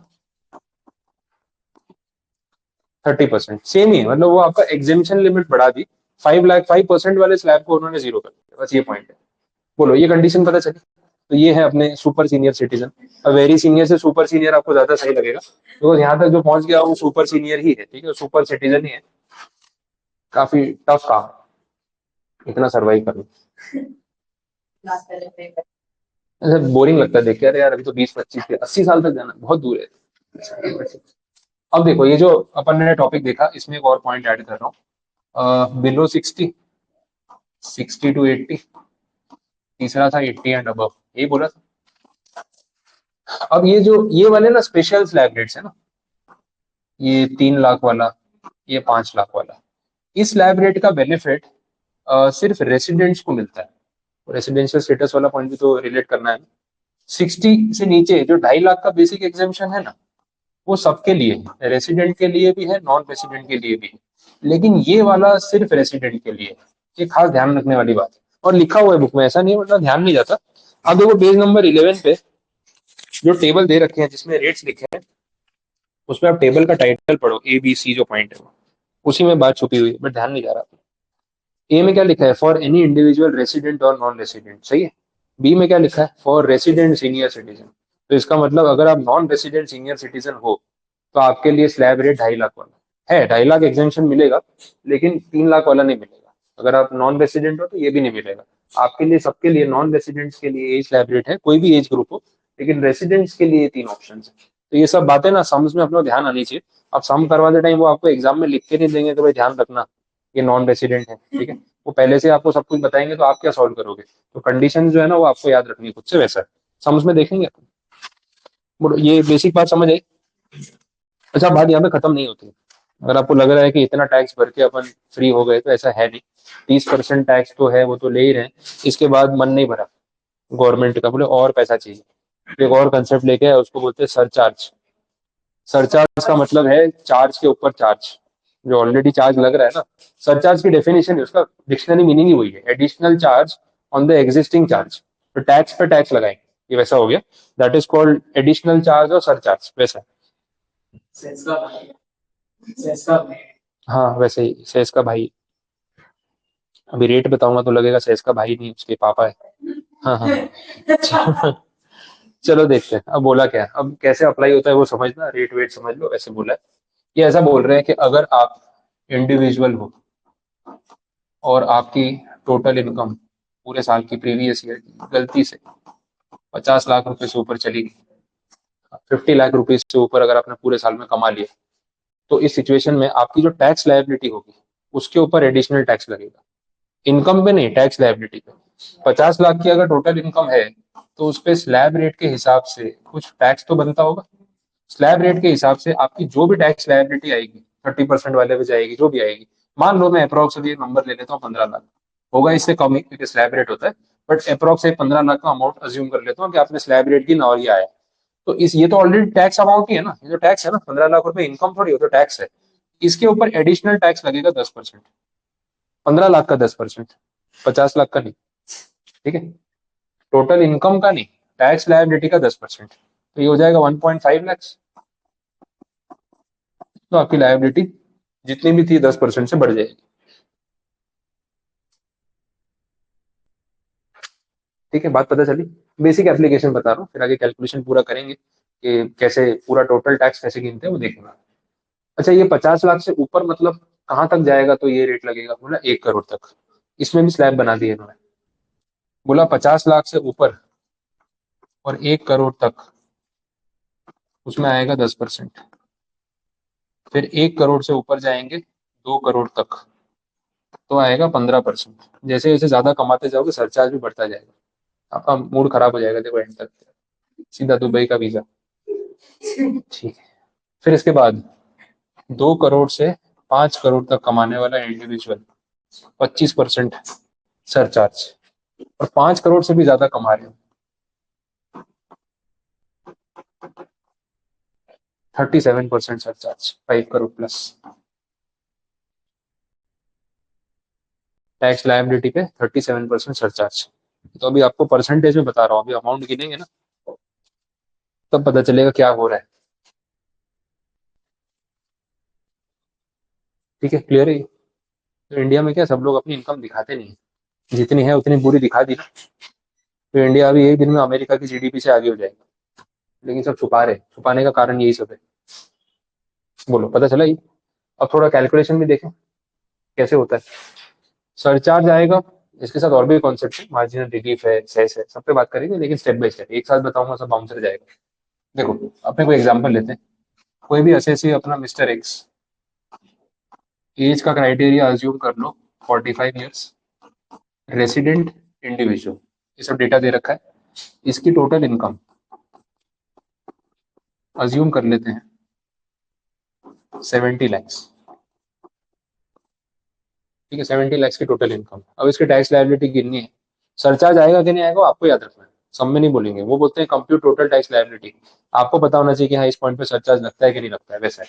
अब देखो, स्लैब रेट से कैलकुलेशन करेंगे तो कैसे होगा। 0 to 2.5 लाख पे तो एग्जेम्पशन है। 2.5 से 5 लाख पे 5% है, 5%। तो ये जो है ये कितना गैप है, 2.5 लाख से 5 लाख, मतलब गैप कितना है, 2,50,000 डिफरेंस लेना है दोनों का। ठीक है, पहले 2.5 लाख में कोई टैक्स नहीं है, इस 2.5 लाख पे 2.5 से 5 कितना टैक्स है, 5%। तो वो अमाउंट कितना हो गया, 12,500। समझ आए ऐसे की नहीं? फिर आपकी इनकम इससे भी ऊपर है, 5 लाख से 10 लाख के स्लैब के बीच में आपकी जितनी इनकम है उस पे 20%। तो 5 लाख है ना ये टोटल गैप, 5 लाख पे 20% मतलब 1 लाख। फिर 10 लाख से ऊपर आपकी इनकम जा रही है 70 लाख रुपए तक, तो इस पूरे पे 30%। This is 60 lakhs. 60 लैक्स पे 30%, अरे 18 लाख। ठीक है, पता चला 18 लाख रुपीज। अब थोड़ा लगेगा ये क्या हो रहा है, टोटल करो। 99,12,000। ठीक है, पता चला। अब आपकी टोटल इनकम,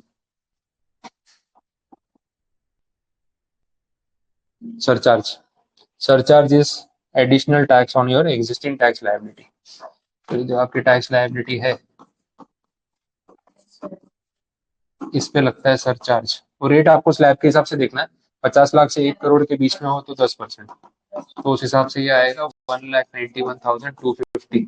21 lakh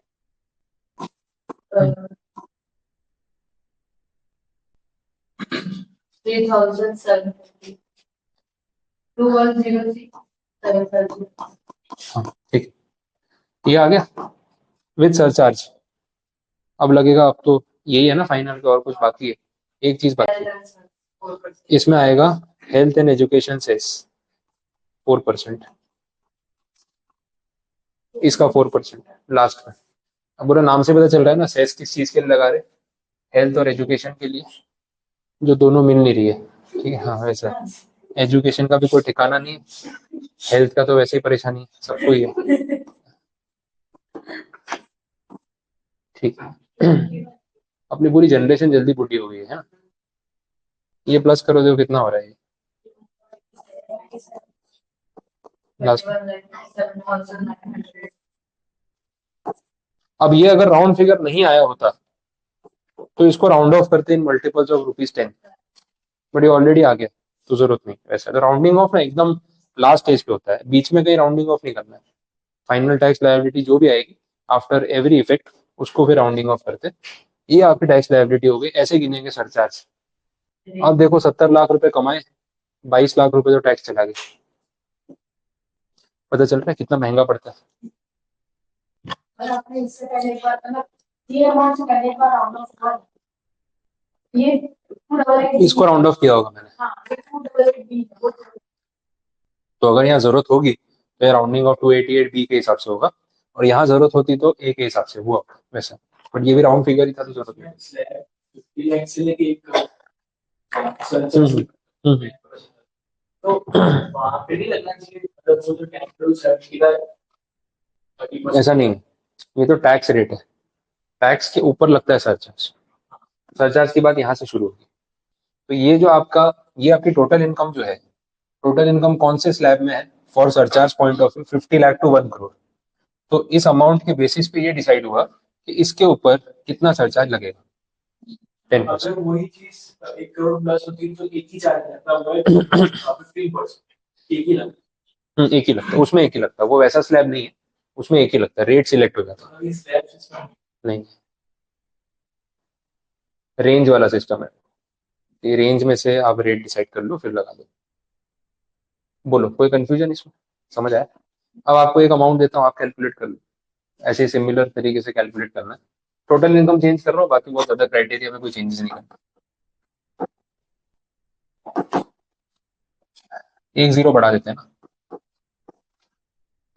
केबीसी वाला अमाउंट लेते हैं 7 करोड़, टोटल इनकम 7 करोड़। गिनो सरचार्ज के साथ।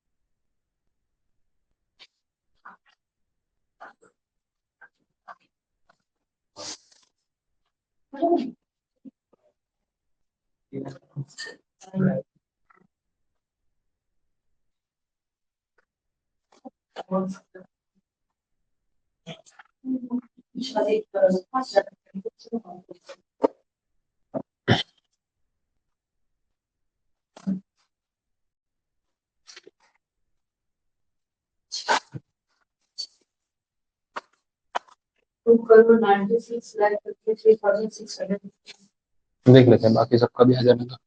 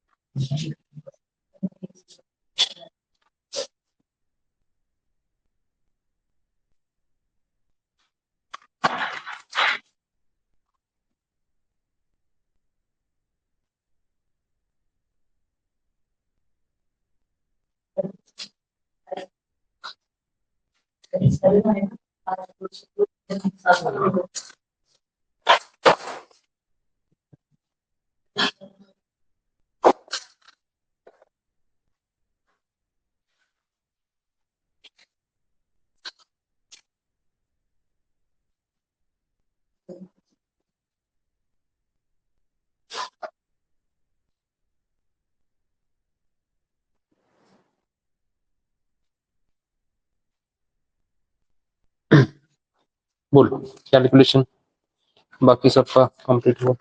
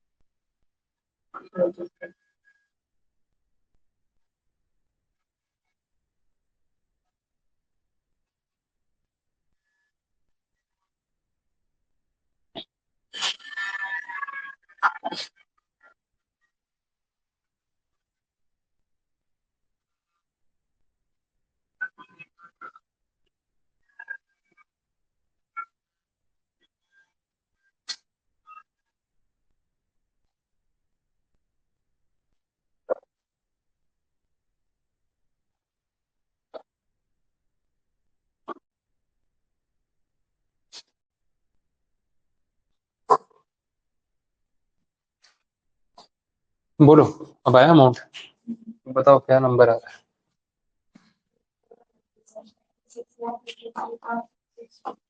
देखो ये तो नील है, 2.5 से 5 तक 12,500 फिक्स है, उसके बाद 1 लाख भी फिक्स है, फिर 10 लाख से ऊपर जाएगा 7 करोड़ तक, तो ये होगा 6 करोड़ 90 लैक्स, उस पे 30% कितना हो रहा है टोटल बता रहे हो कि ये वाला। हाँ 2 करोड़ 7 लाख,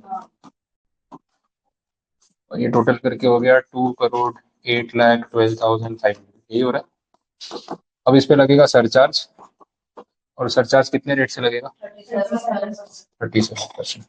सरचार्ज मिला के टोटल कितना हो गया 2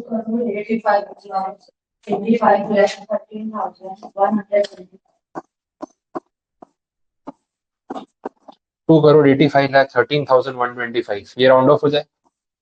अच्छा अभी सेस बाकी है, सॉरी 4% सेस भी तो लगेगा, प्लस कर दो 4%, प्लस करके कितना आ रहा है? 2,96,53,650 50 हो गया राउंड ऑफ अपने आप। ये आ गई आपकी टैक्स लायबिलिटी। तो 7 करोड़ में से लगभग 3 करोड़ रुपए टैक्स चला गया। तो इंडिविजुअल जो इतना पैसा कमा रहा है उसको इतना टैक्स भरना पड़े तो क्या करेगा वो? काफी हैवी अमाउंट हो गया। ठीक है, तो फिर दूसरे कंट्री की सिटीजनशिप लेना जो है वो ऑब्वियस हो जाता है कि बहुत हैवी टैक्स रेट हो गया। 37% खर्चा आज क्या सोच के लगा रहे हो?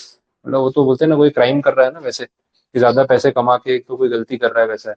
तो इसलिए HNI वाली जो कैटेगरी है ना, ये हाई नेटवर्थ इंडिविजुअल्स, इनके लिए प्रॉब्लमेटिक है। टैक्स रेट्स काफी हेवी टैक्स रेट हो गया वैसा है। कितना आप डिडक्शन ले लोगे, कितना इन्वेस्ट कर लोगे, टैक्स तो आने ही वाला है। इसका कोई रीजन नहीं लगा। रीजन तो क्या है, रेवेन्यू जनरेट करना है, और कोई रीजन तो है ही नहीं। वैसी बात है। अब इससे रिलेटेड बाकी पॉइंट्स देख लेते हैं। ये तो आपको कैलकुलेशन तो पता चला कैसे करना है। एक और कंसेप्ट है,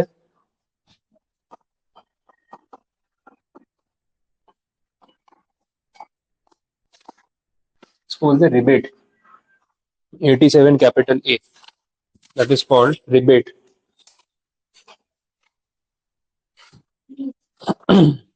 अब रिबेट जो है ना, वो इसके ऑपोजिट कैटेगरी, वो इनकम कमाने वाले लोग, इनकम बहुत लोअर साइड पे है, दैट इज रिबेट। ये आपको सेक्शन मिलेगा पेज 14 पे, थोड़ा आगे है, पेज नंबर 14 पे लिखा हुआ है। तो सेक्शन में एग्जैक्टली हो क्या रहा है वो समझा देता हूँ। बहुत सिंपल सा प्रोविजन है। इसमें ऐसा बोला है, कोई भी रेसिडेंट इंडिविजुअल है जिसकी टोटल इनकम 5 लाख रुपए से ज्यादा नहीं है, अप टू 5 लाख चलेगा, does not exceed 5 lakh rupees, वैसा बोला है। तो उसकी जो भी टैक्स लायबिलिटी आएगी ना, उस टैक्स लायबिलिटी में से उसको कुछ डिस्काउंट मिलेगा, जिसको बोलते हैं रिबेट। ठीक है, और ये डिस्काउंट मैक्सिमम हो सकता है 12,500 रुपीज, मैक्सिमम 12,500 रुपीज, पता चला? वैसे अप टू। अब ये कैसे इंप्लीमेंट होगा वो भी देख लो। तो यहाँ पे एसएससी की टोटल इनकम हमें अज्यूम करनी पड़ेगी लेस देन 5 lakhs, मान लेते हैं 4,50,000। ठीक है, अब इसके ऊपर अगर टैक्स कैलकुलेट करें स्लैब रेट के हिसाब से तो कितना है? 2.5 लाख तक तो जीरो, 2.5 लाख से 4.5 लाख, इसका आएगा 5%, कितना होगा? 10,000 होगा। टोटल वही हो गया 10,000। अब क्योंकि आपकी टोटल इनकम 5 लाख से नीचे है, आप रेसिडेंट इंडिविजुअल हो, तो आपकी टैक्स लायबिलिटी में से आपको मिलेगा डिस्काउंट। कितना डिस्काउंट मिलेगा? Up to 12,500। अप टू इसीलिए क्योंकि आपकी इनकम टैक्स लायबिलिटी उससे कम भी हो सकती है। तो ये पूरा 10,000 ही लेस हो गया ना देखा जाए तो टैक्स लायबिलिटी बची कितनी? जीरो। एग्जैक्ट 5 लाख आपकी इनकम होती ना, तो आपका टैक्स आता 12,500, और उसके सामने 12.5 माइनस, तो टैक्स लायबिलिटी जीरो।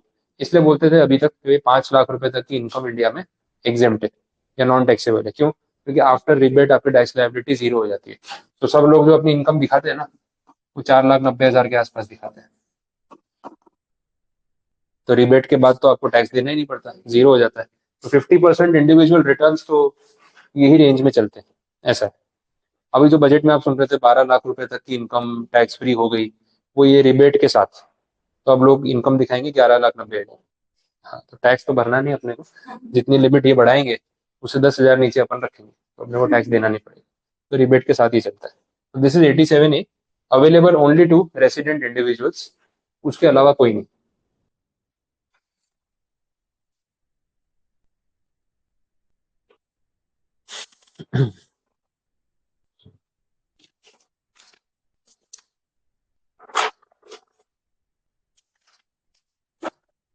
बोलो, समझ आया यहाँ तक? तो ये भी एक कॉन्सेप्ट कंप्लीट। इंडिविजुअल से रिलेटेड जो भी पॉइंट्स है वो कंप्लीट करवा रहा हूँ, बाकी फिर बाद में देख लेंगे अपने। एक और कंसेप्ट है, उसको बोलते हैं मार्जिनल रिलीफ। बहुत अच्छा कंसेप्ट है ये। देखो क्या होता है, इसमें एक एग्जांपल लेते हैं। पहले आपको थोड़ा टैक्स लायबिलिटी कैलकुलेट करके देनी पड़ेगी। टोटल इनकम अज्यूम कर रहा हूँ किसी एसएससी की 51 लाख रुपीज, और इसकी जो एज है वो है 36 ईयर्स, और रेसिडेंट है, इंडिविजुअल है। 51 लाख रुपीज इसकी टोटल इनकम है। टैक्स लायबिलिटी कितनी है वो कैलकुलेट करनी है। चलो साथ में ही कर लेते हैं, टाइम बचेगा। 0 to 2.5 lakhs पे नील, 2.5 से 5 लाख पे 12,500, और 5 लाख से 10 लाख पे 1 लाख। देखो एज चेंज होगी तो ये चेंज हो जाएगा नंबर। ये तो एज अपन ने बिलो 60 रखी इसलिए बार बार सेम आता है, तो सब में ऐसा फिक्स मत कर लें। ये गिनो 41 लैक्स पे 30%। 11,30,000.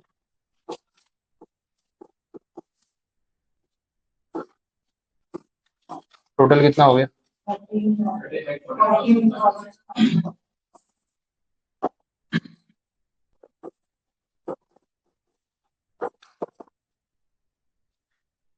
ठीक है, इतना आ रहा है। तो स्लैब रेट के हिसाब से तो लगा लिया। अब हमें पता है कि इस पे सरचार्ज भी लगता है, तो सरचार्ज का कैलकुलेशन भी करेंगे। कितना आएगा सरचार्ज? 10%। वो सरचार्ज कितना हो रहा है? 1,34,250। दिस इज सरचार्ज एट 10%, यही हो रहा है। और टोटल करके 14,76,000. ये आ रहा है। This is before cess. अभी सेस आएगा इस पे 4%, वो अपनी जगह, वो बाद में कैलकुलेट करते हैं। अभी यही रुक जाओ एक बार, अभी उसमें मत जाओ, क्योंकि जो पॉइंट बताना है वो इस पे रिलेट करता है। 14,76,750 आया, सरचार्ज का ही अमाउंट आ गया। अब पॉइंट ये है कि ये जो सरचार्ज आया ना 10%, वो इसलिए आया क्योंकि आपकी इनकम 50 लाख से एक्सीड कर गई। यही अगर आपकी इनकम 50 लाख ही होती एग्जैक्टली, तो सिनारियो क्या होता? सरचार्ज आता क्या? नहीं आता। तो टैक्स लायबिलिटी उस केस में कितनी होती वो पता चल सकता है। फर्स्ट लैब में 0, 12,500 सेम ही जाएगा। यहाँ पे 1 लाख, और यहाँ पे होता 10 लाख से 50 लाख, मतलब 40 लैक्स। 40 लैक्स पे 30% करते तो ये आता 12 लाख। यही होता। टोटल करेंगे 13,12,500, ये आती है आपकी टैक्स लायबिलिटी। अगर आपका एग्जैक्ट टोटल इनकम 50 लाख रुपए होती तो सरचार्ज नहीं लगता, उससे ऊपर जाते ही सरचार्ज लग गया। अब यहाँ पे मैं क्यों गिनवा रहा हूँ, कंपैरिजन करना पड़ेगा, और कंपैरिजन आपको समझना है। टोटल इनकम 50 लाख, उस पर टैक्स लायबिलिटी 13,12,000, कितना था वो? 500। और यही आपके टोटल इनकम हो गई बढ़ के 51 लाख। उसमें आपका सरचार्ज के साथ टैक्स लग गया इतना। अब इसमें ना बहुत बेसिक प्रॉब्लम है। एज एन असेसी अगर आप सोचो, आपने सिर्फ 1 लाख रुपए एक्स्ट्रा कमाया पूरे साल का, और आपकी टैक्स लायबिलिटी कितनी बढ़ेगी? डिफरेंस निकाल के देखो ना एग्जैक्ट कितना है।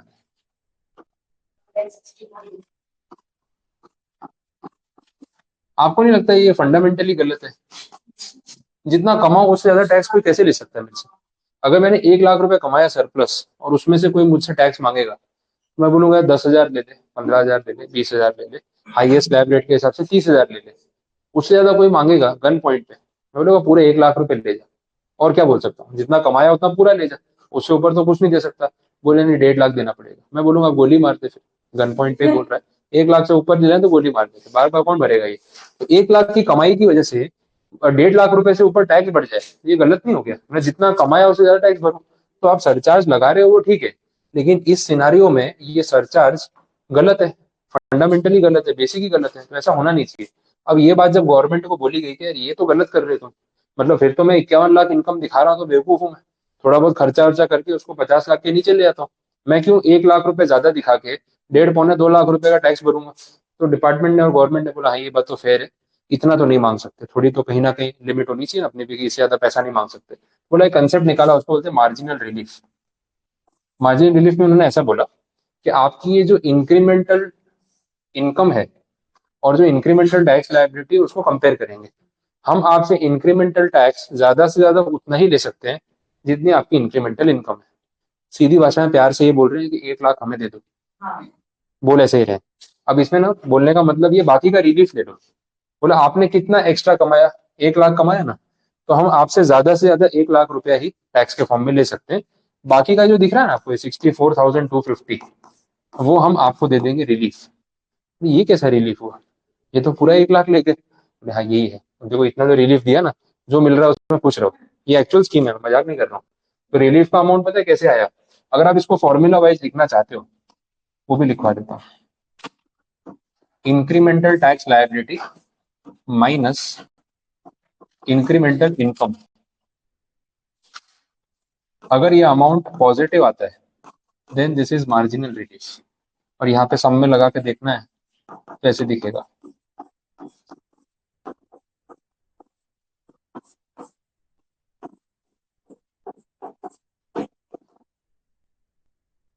1 लाख रुपए कमाए, उस वजह से अगर 1 लाख रुपए तक टैक्स देना पड़े तो एक बार के लिए ठीक है, लेकिन उससे ज्यादा देना पड़े तो प्रॉब्लम है।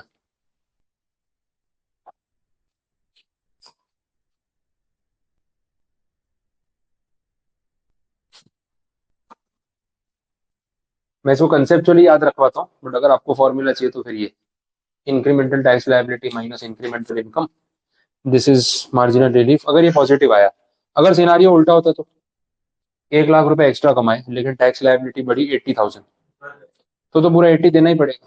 ठीक है, वहां पे तो अमाउंट भी नेगेटिव आएगा, तो देना ही पड़ेगा। अब कंप्लीट भी कर लेते हैं ना वो सम, ये रहा, ये था ना 14,76,750। रिलीफ तो इसी में से मिलेगा ना, तो रिलीफ कितना मिलेगा 64,250, जो भी पीछे आपने गिना, डिफरेंस कितना बचा।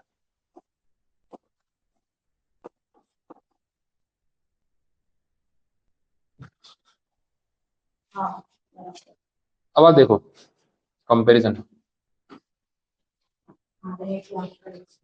डिफरेंस दिख रहा है 50 लाख पे और 51 लाख पे आफ्टर रिलीफ कितना डिफरेंस है, 1 लाख, है ना। 1 लाख कौन सा है, वही जो आपने एक्स्ट्रा कमाया। तो इन शॉर्ट बोला 1 लाख पूरा दे दो और जाओ, 1 पॉइंट पर लूट लिया आपको वैसा। ठीक है, बस आप बोलते थे गोली मार दो, इससे बोला चलो कोई बात नहीं 1 लाख दे दो और जाओ, ज्यादा नहीं लूटेंगे। अब इसके ऊपर लगेगा अपना 4% सेस, वो थोड़ी भूलना है। आप सोच चलो इतना तो आगे आप क्या नहीं, 4% लगेगा। हेल्थ और एजुकेशन कैसे चलेगा, इस पे तो चलेगा। आगे क्या है, तो ये है आपकी फाइनल टैक्स लायबिलिटी। यहाँ तक तो थक गए होंगे, और भी कुछ मांगना है तो मांग लो, 2-4 लाख और ले जाओ चाहिए तो, कमाना ही नहीं है। समझ आया, तो इस तरीके से पूरा कैलकुलेशन हो रहा है। अब इसमें हमने देखो स्लैब रेट सीख लिया, सरचार्ज पता चल गया, एज का क्राइटेरिया वाला जो एग्जाम्पशन लिमिट है वो देख ली, फिर सरचार्ज और मार्जिनल रिलीफ और 87A का रिबेट। अब देखो ध्यान ये रखना है, ये जो कंसेप्ट है कैलकुलेशन तो मैंने आपको बता दिया, लिख भी लेना आप। ये कब चेक करना होता है, जब जब सरचार्ज की बात होगी ना, तब तब आपको मार्जिनल रिलीफ के बारे में एक बार तो सोचना ही पड़ेगा।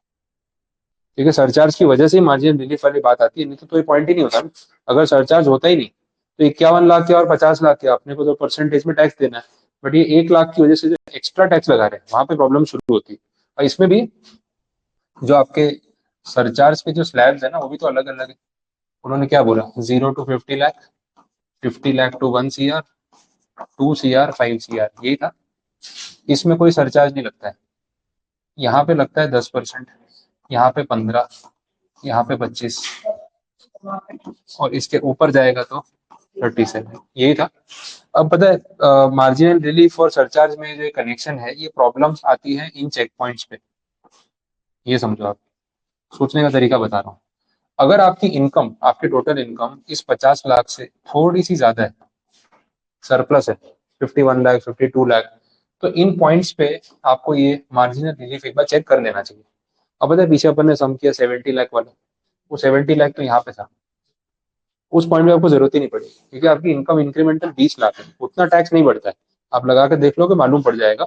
बट जब भी आपकी इनकम इस चेक पॉइंट पे, ये चेक पॉइंट ये वाला इसके थोड़ा सा ज्यादा है, मतलब 50 लाख से थोड़ी प्लस है, 1 CR से थोड़ी सी प्लस है, 2 CR से थोड़ी प्लस है, और 5 CR से थोड़ी सी प्लस है, तो आप समझ लो कि वहाँ चांस है कि मार्जिनल रिलीफ आपको मिल सकता है। और अगर आप मिलता है गिनना भूल गए तो उसके प्रोपोर्शनेटली मार्क्स कट हो जाएंगे, क्योंकि आपका फाइनल आंसर रॉन्ग है। समझ आ रही बात, क्लियर हुआ।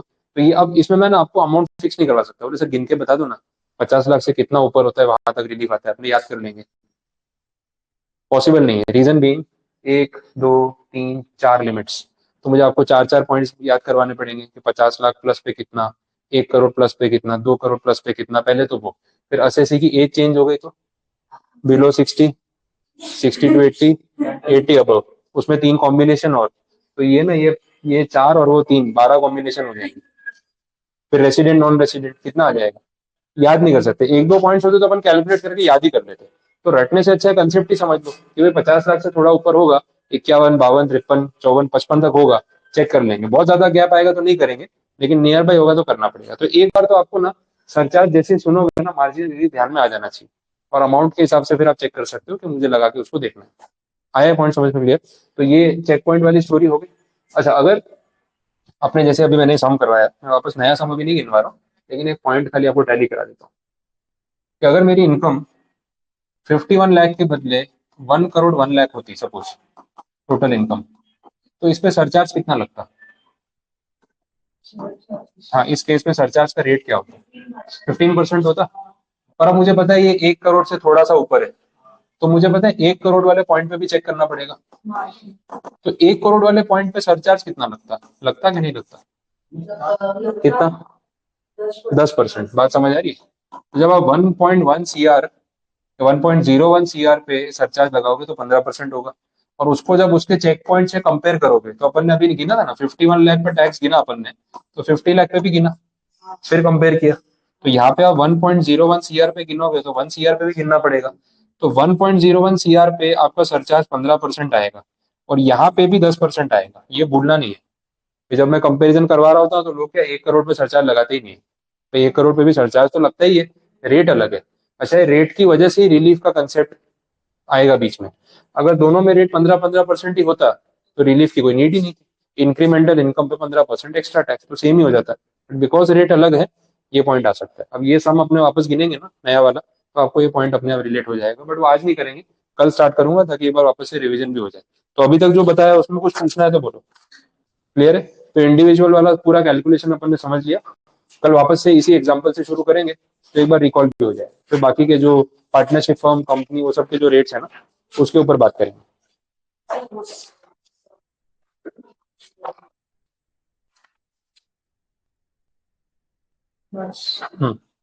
और इसको फिर स्कैन भी कर देंगे।